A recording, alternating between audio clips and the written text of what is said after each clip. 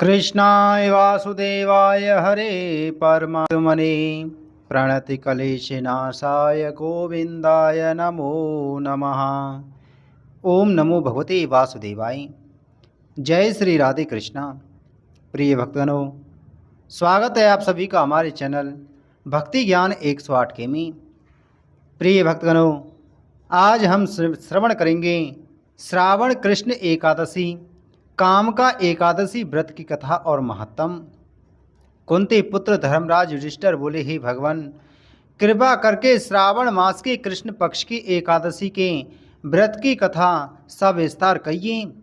इसका क्या नाम है तथा किस देवता की पूजा होती है। श्री कृष्ण भगवान कहने लगे कि हे युधिष्ठिर, इस एकादशी का वृतांत जो एक समय ब्रह्मा जी ने नारद जी से कहा था, वही मैं तुमसे कहता हूँ। ब्रह्मा जी ने नारद जी से पूछा, हे पितामह, श्रावण मास के कृष्ण पक्ष की एकादशी की कथा सुनने की मेरी इच्छा है। उसका क्या नाम है, क्या विधि है, सो कृपा करके कहिए। नारद जी के ये वचन सुनकर ब्रह्मा जी ने कहा कि हे नारद, लोकहित के लिए तुमने अत्यंत सुंदर प्रश्न किया है। अब आप ध्यानपूर्वक सुनिए। श्रावण मास के कृष्ण पक्ष की एकादशी का नाम कामिका है। इस एकादशी की कथा सुनने मात्र से वाजपेय यज्ञ का फल मिलता है। इस दिन शंख चक्र गदा पद्मधारी भगवान विष्णु का पूजन होता है। इनके श्रीधर, हरि, विष्णु, माधव, मधुसूदन आदि अनेक नाम हैं।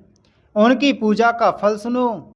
गंगा, काशी, नैमी, सारण्य, पुष्कर और सूर्यवा चंद्र ग्रहण पर कुरुक्षेत्र में स्नान करने से, समुद्र वन सहित पृथ्वी का दान, सिंह राशि के बृहस्पति में, गोदावरी और गंग की नदी में स्नान करने से भी जो फल प्राप्त नहीं होता, वह विष्णु भगवान के पूजन से मिल जाता है। जो मनुष्य श्रावण में भगवान का पूजन करते हैं, उनसे देवता, गंधर्व और सूर्य आदि सब पूजित हो जाते हैं।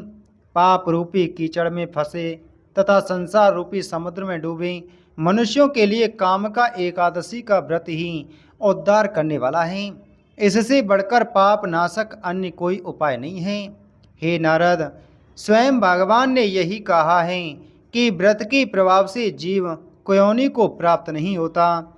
इस एकादशी को भक्ति पूर्वक तुलसी दल भगवान को अर्पण करने वाली संसार में ऐसे रहते हैं जैसे जल में कमल रहता है।